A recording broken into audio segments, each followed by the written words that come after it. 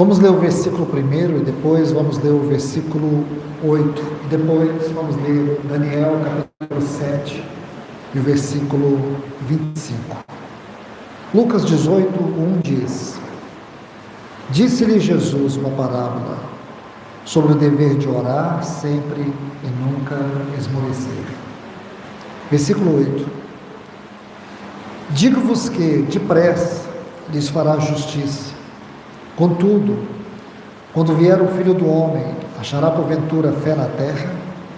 Agora vamos para Daniel capítulo 7 e o versículo 25.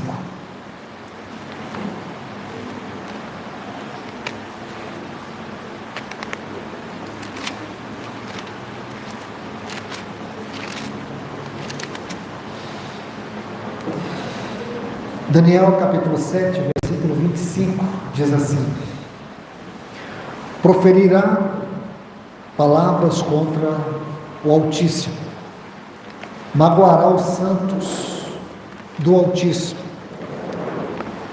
cuidará em mudar os tempos e a lei, e os santos lhe serão entregues nas mãos, por um tempo, 2 tempos e metade de um tempo. Aqui eu quero tomar apenas esta frase: proferirá palavras contra o Altíssimo, magoará os santos do Altíssimo. Vamos orar. Bendito Deus, querido Pai, no grande e poderoso nome de Jesus, nós estamos aqui reunidos, clamando pela Tua misericórdia, pela nossa vida, clamando para que a Tua palavra tenha liberdade aqui nesses dias, em especial nessa noite, Senhor. Que haja aqui corações famintos para Te ouvir e para acolher a Tua palavra. Venha falar a nós, Senhor. Nós estamos aqui profundamente carentes da Tua voz. Então que o Senhor venha falar a cada um de nós, porque o Senhor conhece as nossas necessidades. E é por essa razão que nós estamos aqui para Te clamar. Abra os Teus céus sobre este lugar. Em nome de Jesus. Amém. Depois de lermos esses textos, o tema que eu quero estar compartilhando aqui nesses dias é sobre a terapia da vida devocional. Eu vou dar algumas razões porque eu vejo que é necessário estudarmos isso. Os próprios textos que nós lemos já indicam algo muito especial. Se você observar, Lucas 18:1 diz assim: Jesus propôs uma parábola sobre o dever de orar, e olha essa frase: e nunca esmorecer. Versículo 8, ele tem uma tônica escatológica que diz: contudo, quando vier o Filho do Homem, porventura achará fé na terra? E o texto de Daniel 7:25, apenas essa frase, que o anticristo, que esse capítulo 7 de Daniel, é uma palavra clara sobre o governo do anticristo, aquele período em que ele estabelecerá o seu reino na terra. A pergunta é: o que é o anticristo? Quem será o anticristo? Amados irmãos e irmãs, na Bíblia não existe uma exposição doutrinária clara sobre quem é o anticristo. Mas a Bíblia nos mostra 3 pontos para nós entendermos sobre a doutrina do anticristo, que está baseado no espírito, no sistema e numa pessoa.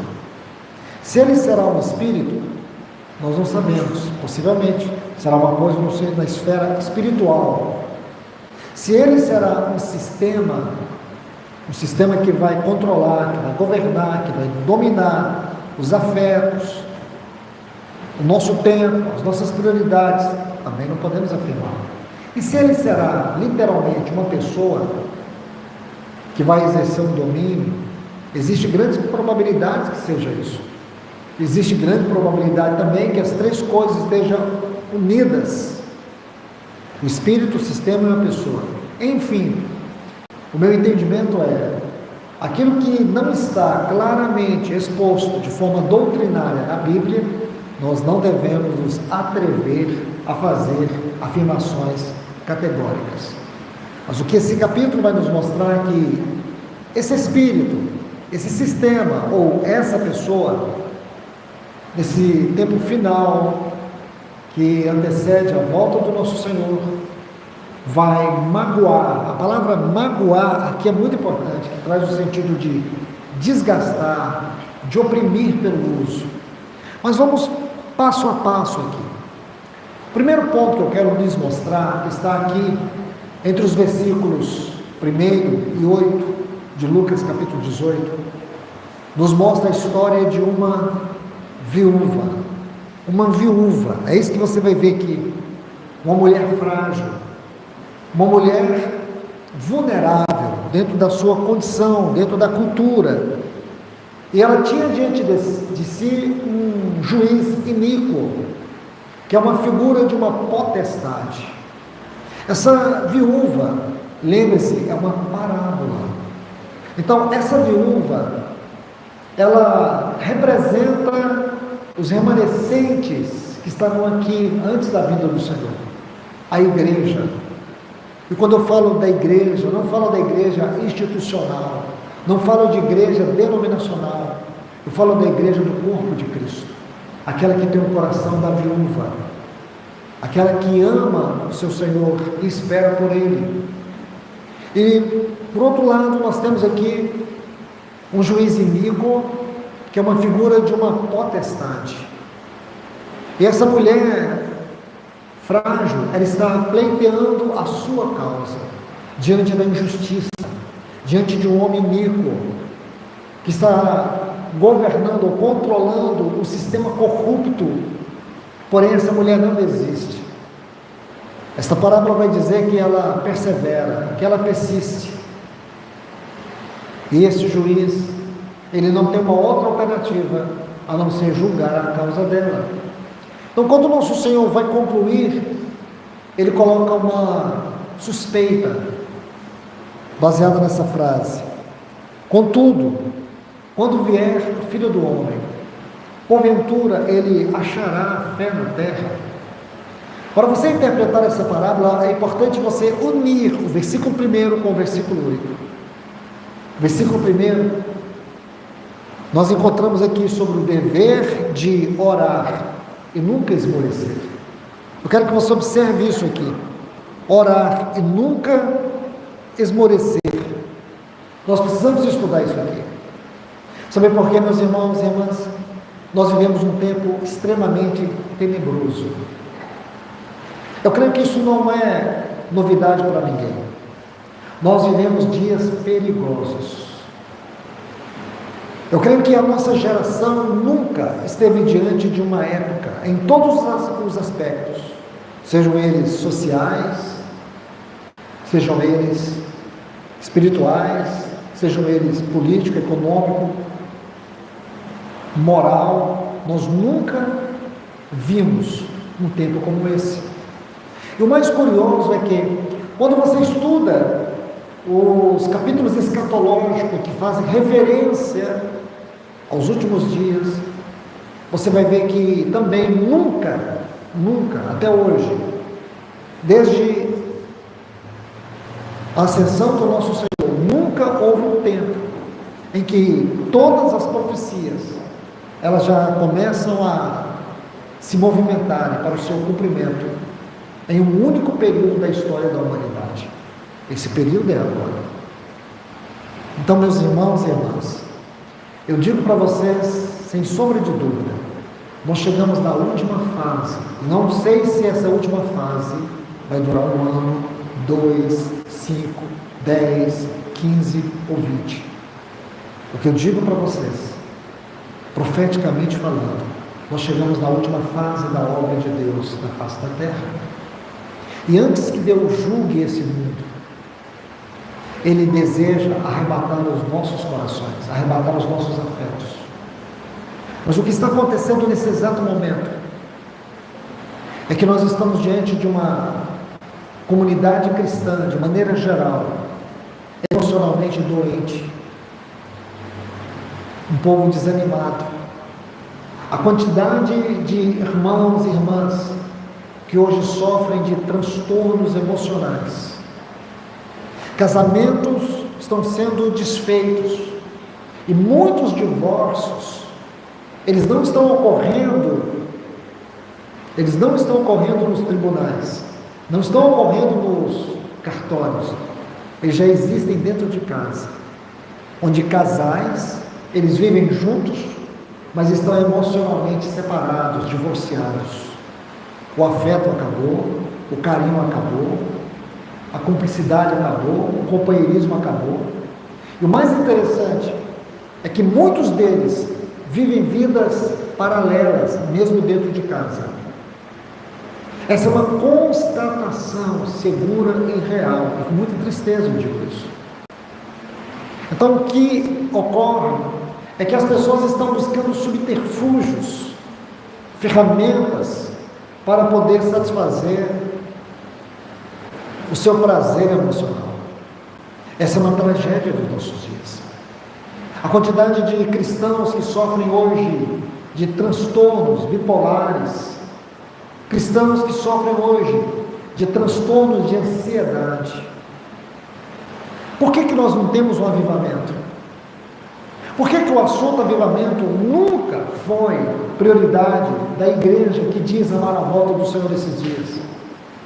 Porque nossas reuniões de orações são tão fracas, como diz o irmão A.W. Tozer, é uma Cinderela esquecida no meio do povo de Deus, a reunião de oração. Não sei aqui em Jaú, nas demais comunidades, Ariquemes, porque eu não tenho convivência com os irmãos, mas até onde eu tenho caminhado, percorrido,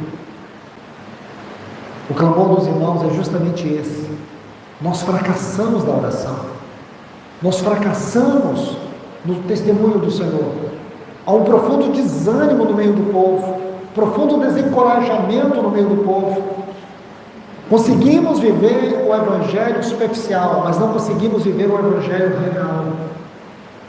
Nós conseguimos viver o evangelho moldado pela cultura, mas não conseguimos viver o evangelho bíblico. E é isso que nós precisamos, nesses dias, meditar. A necessidade de termos uma vida devocional profunda, tanto no sentido pessoal, como no sentido congregacional. Amados irmãos e irmãs, aqui existe algo muito sério. Jesus coloca sobre orar e não esmorecer. Isso está intimamente ligado com o último texto. Quando o Senhor porventura vier, achará fé na terra. Essa fé que ele deseja encontrar tem que ter na oração o seu combustível. Por que existe muita incredulidade? Eu chamo isso de religiosidade. É muito mais fácil ser religioso do que ser cristão. Ser religioso é muito simples, porque você vem na reunião, canta alguns cânticos, você traz uma Bíblia, tem uma Bíblia, você lê ela de vez em quando, e com certeza ela não é tão amada quanto é o seu time de futebol, mas você tem uma Bíblia. Ela não é tão amada como outras coisas na sua vida, mas você tem. Aí você vem novamente para a reunião, você tem uma rotina. Isso não é vida cristã, irmãos. Isso é religiosidade, isso é espiritualismo. Isso não é vida cristã. Vida cristã foi aquela vida que o nosso Senhor Jesus nos deu, no poder da sua morte, no poder da sua ressurreição e no poder da sua ascensão. Eu não posso imaginar que o Deus da glória, o Deus Filho, ele deixou o seu trono, foi até uma cruz para morrer no meu e no teu lugar, para que o resultado disso em nós seja uma vida cristã medíocre. Não sei se os irmãos estão me entendendo. Eu não posso imaginar toda a cena que compreende o Calvário, tudo que compreende a doutrina do Calvário. O Pai, como diz Isaías 53, agradou ao Pai esmagar o seu Filho na cruz do Calvário por nós, nos dá um perdão eterno.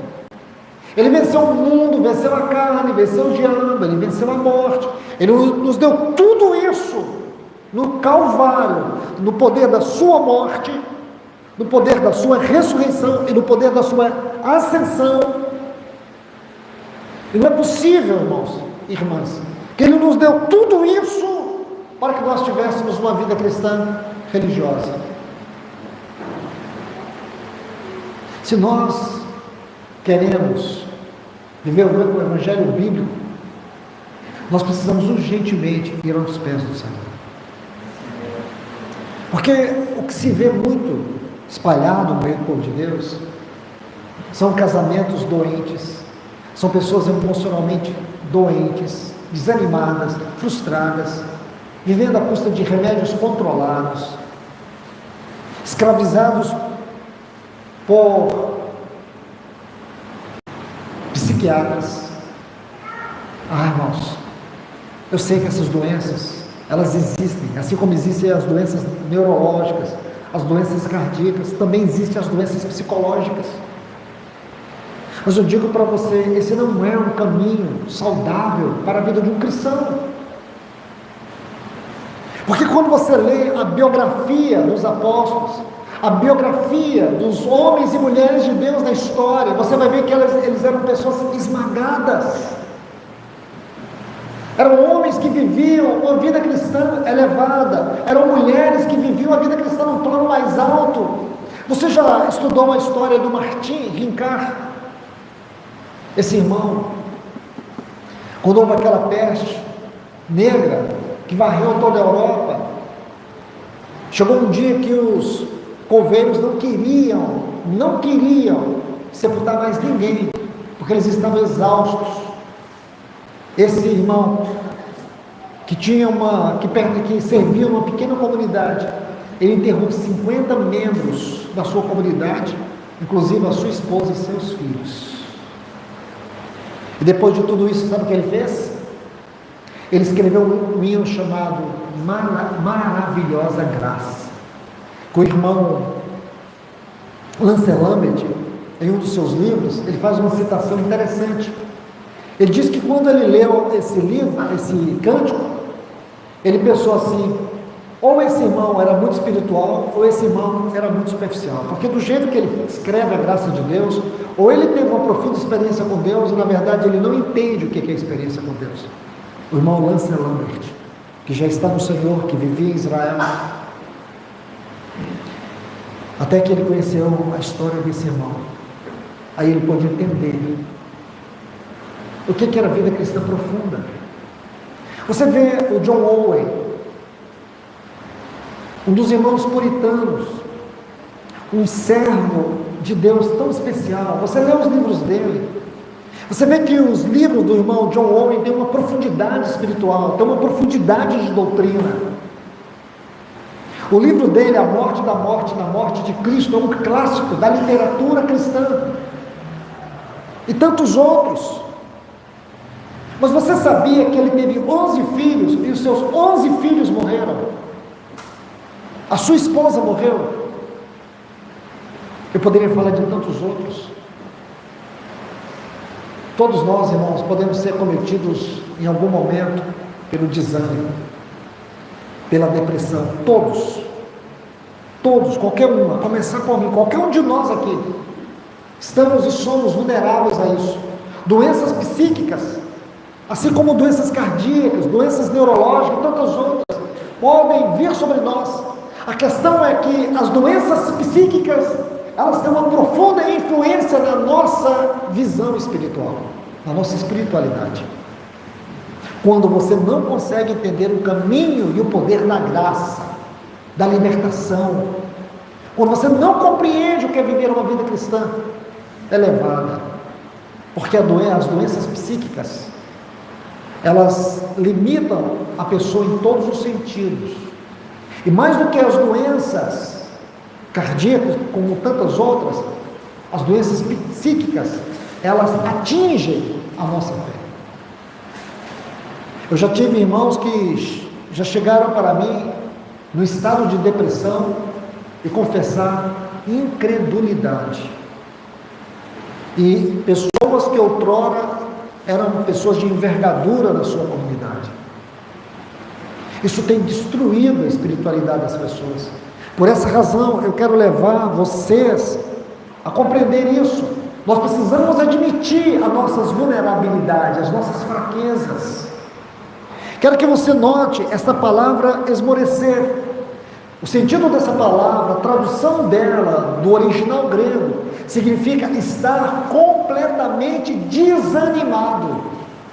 É justamente isso. Está esgotado. Porque nós vivemos numa era onde o Deus desse século, que tem cegado o entendimento das pessoas, o Deus desse século, os principados, as potestades, os dominadores deste mundo, as hostes espirituais da maldade que atuam nas esferas celestiais, Satanás, nesses últimos tempos, com todas as suas organizações satânicas, ele está trabalhando para trazer um desgaste sobre o povo de Deus, um desgaste emocional. E esse desgaste emocional tem trazido muitas consequências espirituais, e parece que a gente não quer ver, irmãos. A minha oração é que ao final deste tempo que estaremos juntos aqui, o Senhor possa trazer um grande milagre na sua vida, um milagre que possa atingir você completamente, porque você está sofrendo no seu casamento, você está sofrendo na disposição da sua vida, você está sofrendo como homem, como mulher, você está sofrendo, você está esgotado, você está desanimado, como diz esta palavra esmorecer, você está completamente desanimado, desanimada, e esse ambiente que você está vivendo, você não percebe, mas o inimigo está te tragando. Então aqui, nós vamos observar algo muito interessante. Essa palavra aqui, que nosso Senhor usa em Lucas 18:1, esmorecer, estar completamente desanimado, é um vocábulo que ocorre 6 vezes em todo o Novo Testamento. Deixe-me citar, apenas vou citar o texto e aonde a palavra ocorre, e também qual é a tradução ali. 2 Coríntios capítulo 4, versículo 1, você vai encontrar ali, não desfalecemos. Ele diz assim, pelo que tendo este ministério, segundo a misericórdia que Deus nos dá, diz, não desfalecemos, é justamente isso, é desfalecer. Sabe o que significa desfalecer? Perder as forças. Meu irmão, minha irmã, você não sente que você está perdendo as forças? Você não está sentindo um profundo cansaço emocional que tem refletido no seu espiritual? Ainda nesse mesmo capítulo 4 de 2 Coríntios 4,16 está assim, por isso não desanimamos, é justamente isso, esmorecer que é desanimar, é perder o ritmo da caminhada, é tudo que o inimigo quer, é que você desanime, é que você olhe para trás, é que você fique desgastado, desanimado, consumido pelo espírito deste mundo, que te oprime, que te deprime e que te destrói, porque é justamente esses degraus. Começa com uma possessão, da possessão vai para uma opressão, da opressão vai para a depressão, e da depressão vai para a destruição. É assim que o inimigo percorre nas nossas emoções. Isso é muito grave. O terceiro texto está em Gálatas, capítulo 6, versículo 9. Começa assim, e não nos cansemos, esta frase, não nos cansemos. E este cansaço aqui é um cansaço mental, é um cansaço espiritual, porque Satanás, ele não vem e atinge o nosso espírito, ele não tem poder para isso. Sabe onde ele tem poder? De atingir a nossa alma, porque o espírito é uma faculdade muito especial que Deus criou. O espírito é a faculdade onde Deus comunica conosco. O Espírito, é no Espírito que nós temos a visão celestial. É no nosso Espírito que Deus se revela, porque ali está a consciência, ali está a intuição. A intuição, ela funciona dentro de nós como a voz de Deus. É pela intuição que você recebe e entende a voz de Deus. A consciência é a faculdade mais elevada do nosso homem interior, do nosso espírito, porque ela te traz toda a experiência, todo o conhecimento da realidade espiritual de todas as coisas. Consciência. É aqui que você discerne, é aqui que você conhece, é aqui que você desfruta da sabedoria. E também tem a comunhão, aonde está a habitação do Espírito de Deus no nosso homem interior. Satanás não tem como atingir o nosso espírito, mas ele sabe como atingir o nosso espírito. Ele vai na nossa alma. A nossa alma tem uma faculdade elevada chamada mente. A mente é onde ocorrem as verdadeiras e grandes batalhas espirituais na nossa mente. Então nós temos aqui na nossa alma, nós temos a mente, nós temos a vontade e nós temos as emoções. Se você colocar as 3 faculdades da alma e as 3 faculdades do espírito, você vai ver que existe uma conexão, uma configuração entre elas. Por exemplo, você pega a consciência ela se conecta com a mente. Você pega a comunhão, ela se conecta com as emoções. Aí você pega a intuição, ela se conecta com a vontade. Então você tem as faculdades da alma, mente, vontade, emoções, e você tem aqui intuição, consciência e comunhão. Então como que Satanás faz? Ele vai lá e atinge a sua alma. Ele atinge a sua alma. Ele vai atingir a sua vontade, ele vai atingir a sua mente, vai atingir as suas emoções. Mas geralmente a porta que Satanás mais persiste na nossa vida, na nossa mente. Mente. Se ele atinge a sua mente, ele vai atingir a sua vontade e as suas emoções. Quando ele consegue te imobilizar na sua alma, aí ele deixa o espírito inoperante. Porque a alma é o nosso homem periférico. Assim como o espírito nos conecta com o divino, com a eternidade, a alma nos conecta com o mundo natural. É aqui que nós conseguimos contatar. Isso é muito importante, irmãos. Isso é muito importante. Isso tem a ver com espiritualidade profunda. É aqui que você vai encontrar a explicação por que você está fracassando no seu casamento. Você está fracassando na sua vida pessoal, nas suas emoções. Você está vivendo incontrolado por remédios. Você não sabe mais o que fazer, você está com uma ânsia de morte. Você está com desânimo. Você não está conseguindo controlar os seus apetites. Você está perdendo o controle de toda a sua vida. Então Satanás, ele vai aí, ele vai minando, ele vai batendo, ele vai entrando. À medida que ele vai entrando, é o que eu disse, começa com uma possessão, aí depois ele vem com uma opressão. Ele vai caminhando para dentro de nós. E a porta de entrada é a nossa mente. Os 2 últimos textos, para vocês anotarem aí, é Efésios capítulo 3, versículo 13, e o último texto é 2 Tessalonicenses capítulo 13, também versículo 13, onde você vai encontrar a palavra em Efésios 3,13, desfaleçais, e 2 Tessalonicenses 3,13, a palavra canseis, ou a frase, mesma frase, não canseis. Amado irmão, você se sente cansado? Minha irmã, com certeza você se sente cansado, você se sente desanimada, mas eu tenho algo para te dizer. O Senhor veio aqui te trazer essa palavra, porque aqueles que esperam no Senhor renovarão as suas forças. O Senhor quer tirar você desse estado no qual você se encontra. Então nós precisamos prosseguir aqui. E aqui eu quero citar um texto.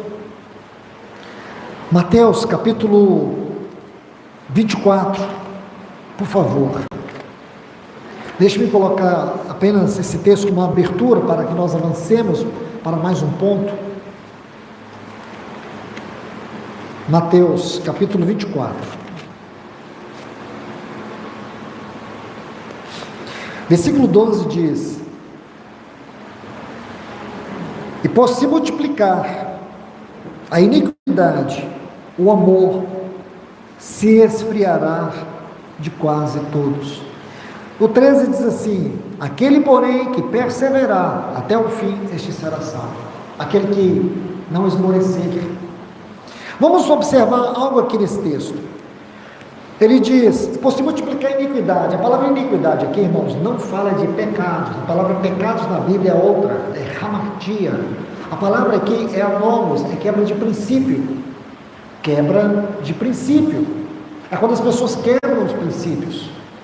É quando você deixa de viver, de ouvir e viver segundo os princípios espirituais.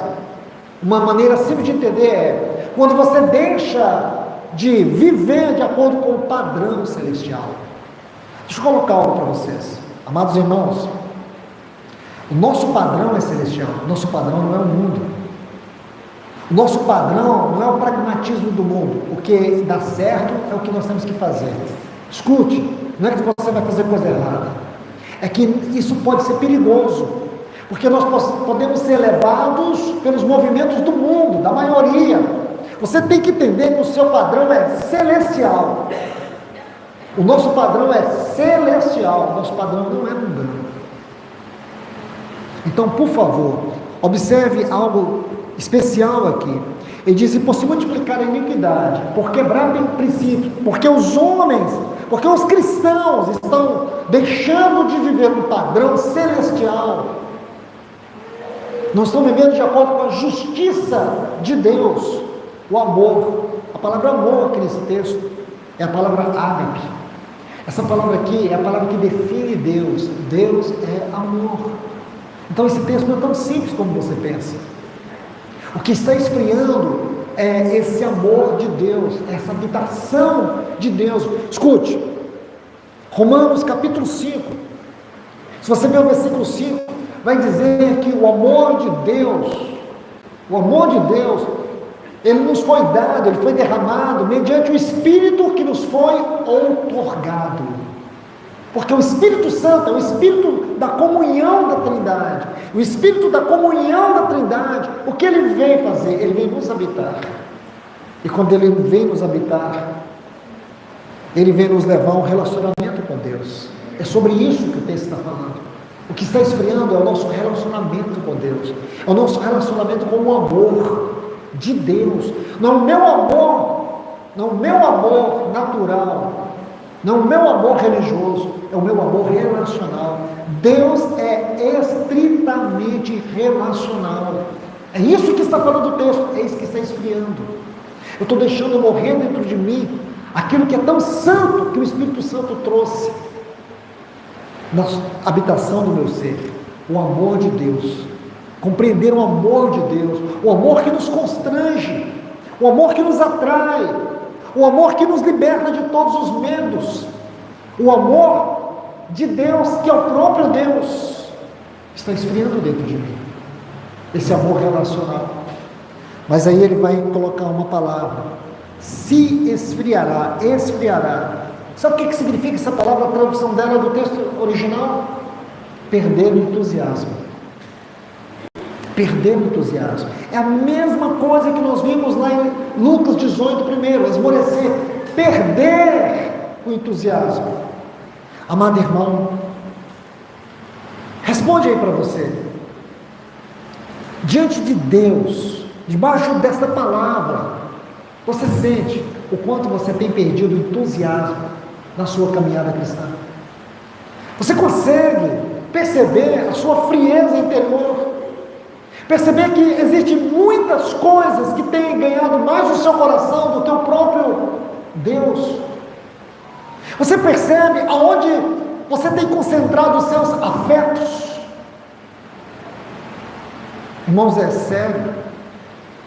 Nós somos uma geração narcisista. Esse narcisismo digital hoje, que tem dilacerado as pessoas, dilacerado os jovens, dilacerado as crianças. Eu não estou dizendo que celular é uma coisa do diabo, até acredito que é uma coisa de Deus. Mas o que acontece é que é igual o jardim do Éden. A gente deixa a serpente entrar e destrói tudo. E se você vê, tem muitas pessoas que dão muito mais valor no seu celular do que na Bíblia. Tem muitas pessoas que gastam muito mais tempo com o seu celular do que com o seu cônjuge, do que com os seus filhos. Existe um livro, eu tenho indicado muito esse livro, 12 maneiras como o celular pode estar influenciando a sua vida. O título não me chama a atenção, mas o livro tem um conteúdo muito importante. Tony Hayken, um jornalista cristão americano, escreveu esse livro, baseado em muitas pesquisas assustadoras, que esmagam o nosso coração, que mexem com os nossos afetos. Irmãos, eu sou cristão desde criança, então eu me lembro que tanto na minha infância, na minha juventude, adolescência, juventude, quando eu iniciei servindo o Senhor no ministério cristão, quando se falava de guerra espiritual, a gente tinha uma visão muito clara, que o grande inimigo era das trevas, ele era totalmente ofensivo, ele era maligno. Mas hoje nós temos um inimigo que ele não aparenta ser ofensivo, ele aparenta ser até inofensivo. Aliás, ele aparenta ser muito mais um amigo do que um inimigo. Ele está muito mais ao nosso favor do que contra nós. O nome desse inimigo é tecnologia. A tecnologia, especialmente a tecnologia digital. Quem hoje poderia imaginar que a tecnologia digital estaria exercendo uma influência devastadora sobre o mundo? Está, meus irmãos. Eu conheço tantos irmãos, eu tenho me surpreendido, porque eu conheço muitas pessoas, às vezes eu vejo irmãos e irmãs que eles não abrem a boca na reunião nem para cantar, eles não batem palma, eles não levantam as mãos, eles ficam parados, mas de repente tiveram a ambição de celebridade instantânea. Aí eles criam blogs, vlogs e outras coisas mais, e espalham isso pelo mundo, e com aquela sensação de celebridade. Irmãos, isso é uma tragédia. Isso é uma tragédia. O Deus desse século tem cegado o entendimento das pessoas. Sabe o que nós estamos vendo hoje? Escute. O número de divórcios chegou, no meio cristão, chegou a um patamar que já está começando a ultrapassar o número de divórcios de ímpios. Nos Estados Unidos hoje, o número de divórcios cristãos e o número de divórcios não cristãos estão no mesmo patamar. O número de suicídio, o número de doenças psicossomáticas, tudo isso tem chegado a números estratosféricos. E no meio cristão está aí, como que nós vamos ter um avivamento no meio de comunidades onde Deus não é prioridade? Ele é cantado, mas ele não é amado, não é honrado. Ele é pregado, mas ninguém quer seguir os seus passos. Ninguém quer seguir sua mensagem. Ninguém quer renunciar ao mundo. Nós precisamos cuidar disso, irmãos. Veja a seriedade. O amor esfriará. O amor está perdendo o entusiasmo. E o que é que nós temos? Nós estamos vendo uma geração cristã emocionalmente doente e espiritualmente fracassada. Sabe por quê, irmãos? O nosso corpo, ele reflete tudo que a mente sente. Por isso que são doenças de psique, somática. Soma é corpo, no grego. Mente é psique, psicossomático. Graças a Deus, Deus tem levantado muitos psicólogos cristãos, muitas psicólogas cristãs. Tem sido uma bênção. Como eu tenho agradecido a Deus por encontrar mulheres e homens que tem essa visão da palavra, que hoje exerce um trabalho pastoral no meio do povo de Deus, que tem ajudado os irmãos. Sempre que eu viajo, eu fico encontrando alguns desses por aí, e encorajo eles a ajudar os irmãos, porque eles têm a capacidade acadêmica de compreender esse lado da psicologia, e também muitos desses irmãos estão se despertando para a seriedade desse tempo e de todas as suas complexidades, e ajudar as comunidades, ajudar os irmãos e as irmãs. Isso é muito importante, irmãos. Você imagina, antigamente a gente orava: Senhor, levanta profetas e mestres no teu povo. Hoje nós estamos pedindo, Senhor, que haja homens e mulheres com essa capacidade acadêmica e da tua palavra para ajudar o teu povo, porque o que nós estamos vivendo nesse tempo é algo nunca visto, irmãos. Você precisa admitir isso, porque o corpo, ele vai refletir aquilo que as pessoas sentem, e aí as pessoas não conseguem entender. Isso é sério, essa manifestação orgânica que ocorre no corpo. Nós vamos avançar um pouco mais, porque quando você observa, irmãos, nosso país é um dos países mais depressivos e ansiosos do mundo. Você sabia disso? Você sabia que o Brasil é um dos países mais depressivos do mundo? Brasil. Você sabia que o Brasil é um dos países mais ansiosos do mundo?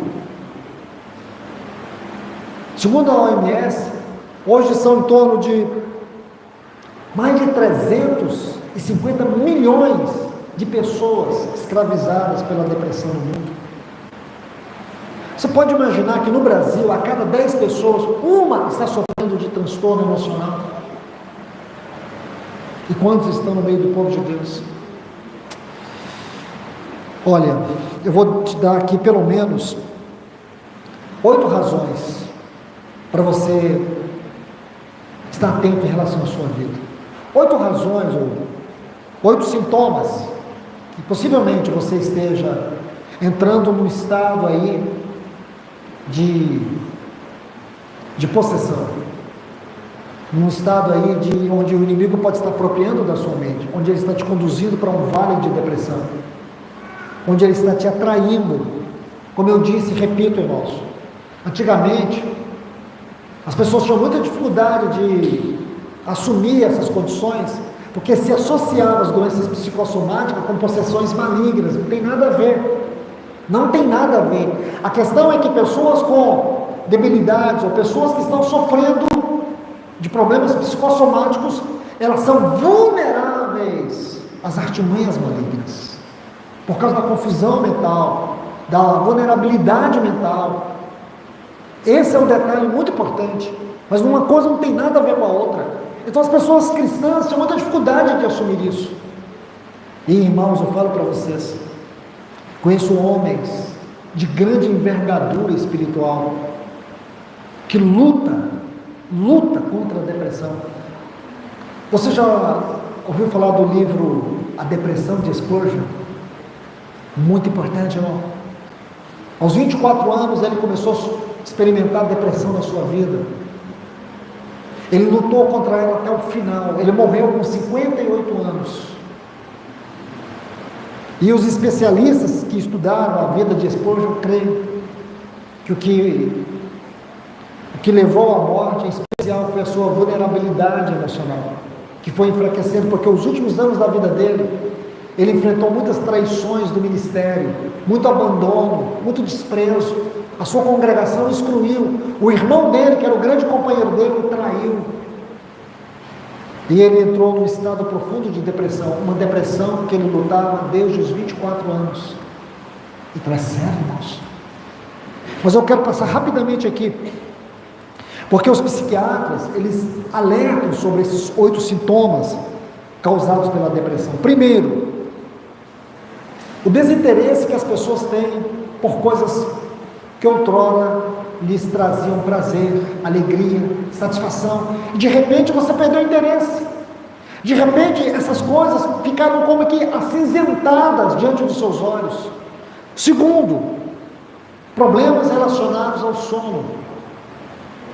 As pessoas, de repente, você se olha e não consegue dormir, e o pior, aí vem aquela síndrome do pensamento acelerado. Sua mente vira um turbilhão. Você não consegue se aquietar na sua mente para dormir. Terceiro, mudanças no apetite, tanto de um extremo como para o outro. Algumas pessoas desenvolvem compulsões alimentares. Quarto, perda ou ganho de peso. Quinto, falta de concentração, porque a mente é muito acelerada, a mente começa a fazer muitas perguntas, a mente começa a ficar inquieta, a pessoa perde a concentração, não consegue concentrar nos seus afazeres, nas suas responsabilidades, no seu trabalho. Sexto, um cansaço. Você amanhece e anoitece com um grande, terrível cansaço, uma indisposição,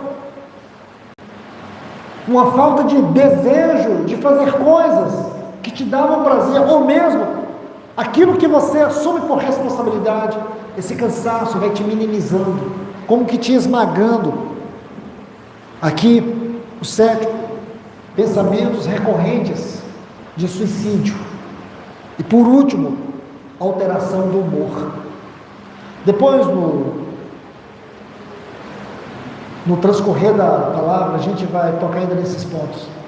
Então, meus irmãos, a gente precisa olhar para isso, porque olha o texto de Daniel 7,25, diz assim: proferirá palavras contra o Altíssimo, magoará, desgastará. Essa palavra aqui, magoará, é uma palavra que está no aramaico, e a palavra balá significa gastar pelo uso, ou desgastar pelo uso, consumir completamente. É justamente isso que Satanás está fazendo. Então, amados irmãos e irmãs, vamos falar um pouco agora do remédio para tratar isso. Abra sua Bíblia em Lucas capítulo 10. Nós vamos ver aqui algo muito interessante.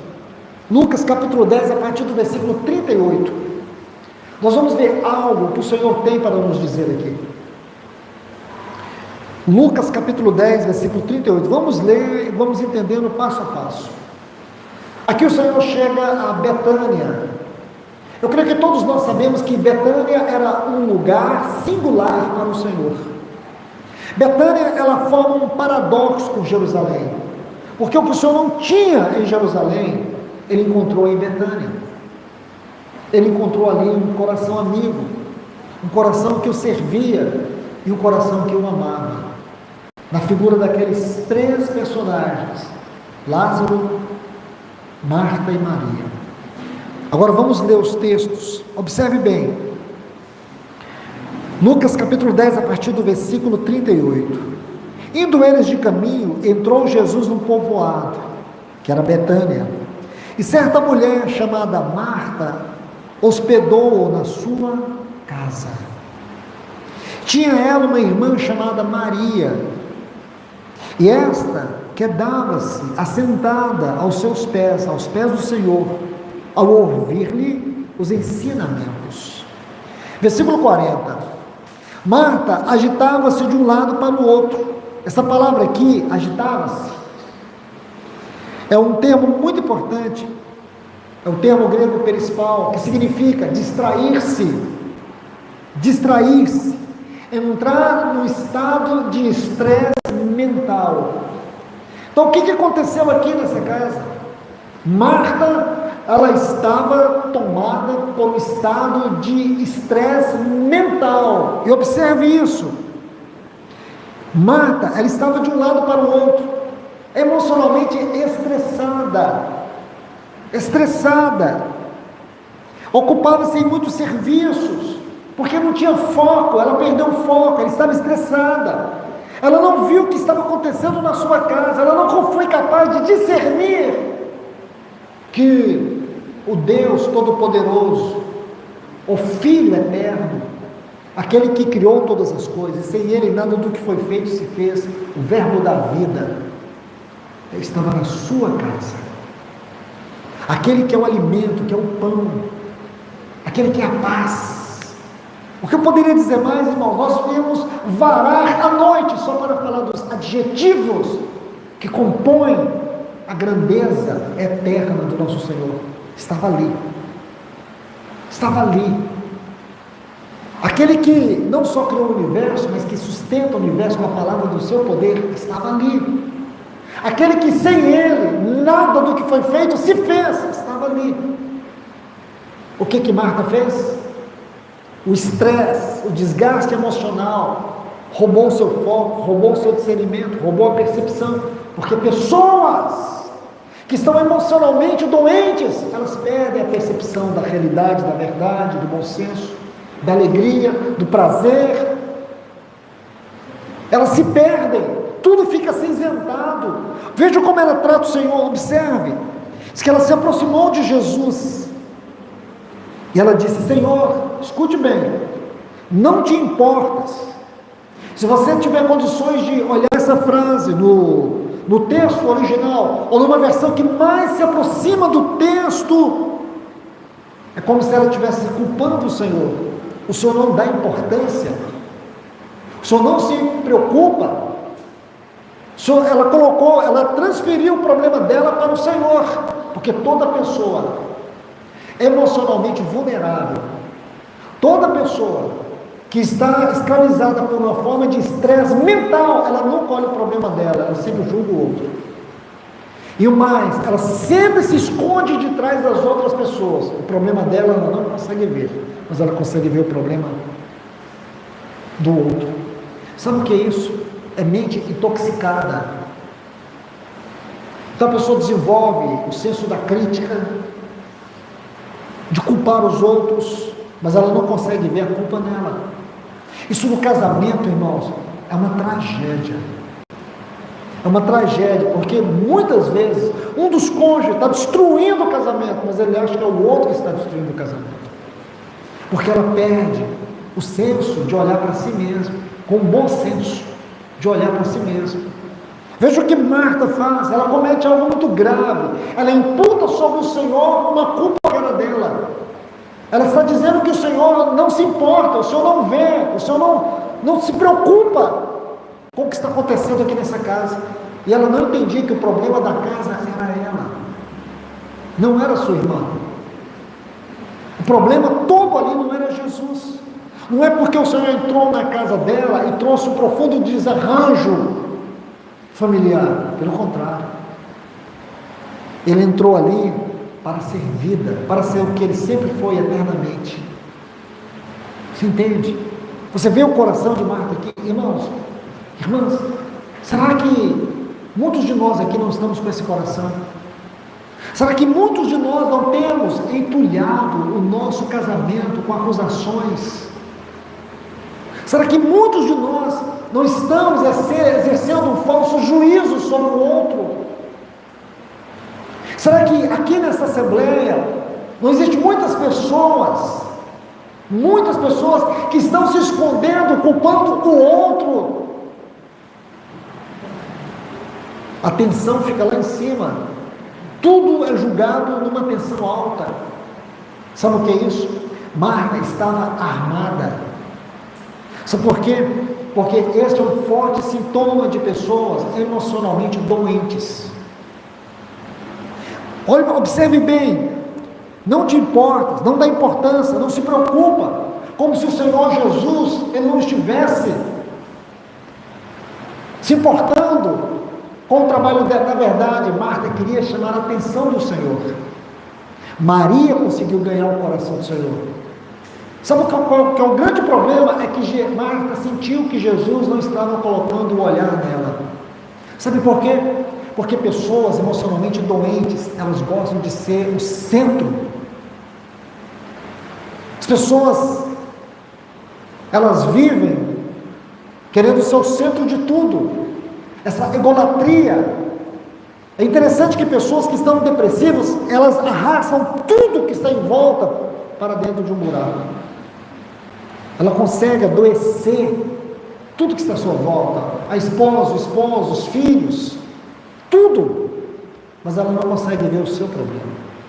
E você vê que Marta, ela tenta arrastar Jesus para uma situação que era dela, para um problema que era dela. Mas observe o que Jesus disse, e é muito sério isso, irmãos, porque muitos estudiosos associam a depressão à doença do ego. Aí o Senhor faz algo tão especial, e diz assim: Marta, Marta. Você sabe que isso aqui é um duplo chamamento. E você sabe que somente 7 pessoas, em momentos bem especiais, ouviram esse duplo chamamento. Se você quiser acompanhar, por exemplo, Gênesis capítulo 22, 11, quando o Senhor, ele vai chamar Abraão, Abraão. Depois aqui em Gênesis, no capítulo 46, o versículo 2, o Senhor vai dizer assim: Jacó, Jacó. O terceiro duplo chamamento está lá em Êxodo capítulo 3, versículo 4, Moisés, Moisés. O quarto duplo chamamento está aqui em 1 Samuel, capítulo 3, versículo 4, quando o Senhor diz assim: Samuel, Samuel. Aí depois, nós vamos ver Lucas, o capítulo 22, o versículo 31, quando o Senhor diz assim: Simão, Simão. E por último, Atos dos Apóstolos, capítulo 9, versículo 4, Saulo, Saulo. E dentro desse duplo chamamento, você vai encontrar o Senhor dizendo assim: Marta, Marta. Esse duplo chamamento, ele tanto tem a ver com a vocação, ou como mudar a rota, o caminho de alguém. Todas as vezes que você estudar esses 7 chamamentos, você vai ver que o Senhor está mudando o curso da vida de uma pessoa. Aqui o Senhor está mudando o curso da vida de Marta. Meu irmão, minha irmã, que nesta noite você possa ir aos pés do Senhor e dizer para Ele: Senhor, muda o curso da minha vida hoje. Muda o curso da minha vida hoje. Eu estou numa direção em completa colisão contra a tua vontade. Se você pegar cada um desses textos, você vai ver que o Senhor está mudando o curso dessas pessoas. Agora, observe bem. O Senhor diz assim para ela: Marta, Marta, andas inquietas, andas inquieta e te preocupa com muitas coisas. Aí ele vai dizer assim: entretanto, pouco é necessário, ou mesmo, uma só coisa. E Maria, pois, escolheu a boa parte. Maria escolheu essa única coisa, o que é necessário. Sabe o que é necessário para você, meu irmão, minha irmã? É encontrar comunhão de estar aos pés do Senhor. A sua cura está em se prostrar diante do Senhor, em se render ao Senhor. Não há cura fora dele. O que você vai encontrar são sensações, mas a verdadeira libertação só aos pés do Senhor. Isso é vida devocional. O que o Senhor está dizendo aqui para Marta, que o segredo da cura para aquela mente agitada, perturbada, que servia com o coração angustiado, não tinha prazer, não tinha satisfação, estava numa vida devocional. Amados irmãos, este é o segredo. Se você quer viver uma vida triunfante nesse tempo, encontre a terapia da vida devocional. Se você quer se libertar dessa mente ansiosa, desse transtorno que te perturba, que te angustia, procure ter uma vida devocional. Porque, sabe, irmãos, a nossa vida aqui é uma vida difícil, complexa. Nunca um dia é comparado com o outro. De repente está tudo bem, depois de repente está tudo mal. Há momentos que você está vivendo uma grande alegria, depois você passa a viver uma grande tristeza. Mas uma coisa você precisa descobrir: o caminho de viver, do viver ascensional. Como eu posso viver uma vida no plano mais alto, vivendo um casamento doente? Como eu posso viver uma vida no plano mais alto, tendo filhos que me angustiam, que me esmagam. Como eu posso viver a vida num plano mais alto diante de uma enfermidade que me dilacera? Como que eu posso sobreviver a tantas provas, tantas lutas, tantas aflições, tantos sofrimentos? Como eu posso sobreviver? A única forma de você sobreviver é a vida devocional, é estar aos pés do Senhor. Se você não encontrar isso, você não encontrará jamais uma libertação para a sua alma. Cada dia Satanás vai te puxando mais para baixo. Muitas vezes, os irmãos que estão vivendo problemas conjugais me procuram.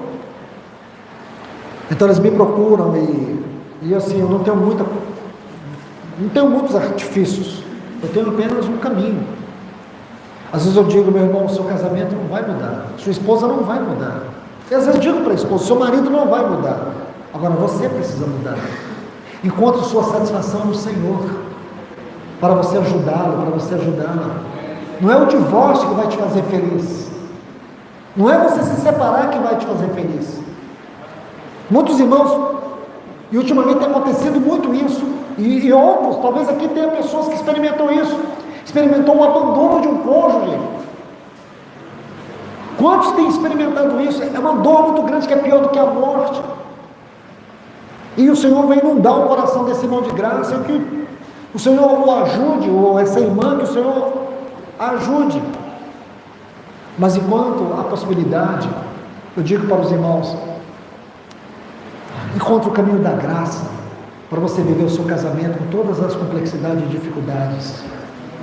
Encontre o caminho da graça, para você viver no ambiente do seu lar, onde os seus filhos estão te dilacerando. Encontre no Senhor tudo o que você precisa. Sua satisfação não está no seu casamento, sua satisfação não está nos seus filhos, sua satisfação está no Senhor. Aprenda a se contentar no Senhor, porque aí você vai viver a vida no plano mais alto. Aprenda a ter uma vida devocional. Aqui está o Senhor dizendo para Marta, pouco é necessário. Você vê que são duas mulheres que amavam o Senhor. Elas amavam o Senhor, elas queriam servir o Senhor, elas tinham um desejo no coração de agradar o Senhor. Mas o Senhor vai dizer que é uma forma que é aprovada e uma forma que é reprovada.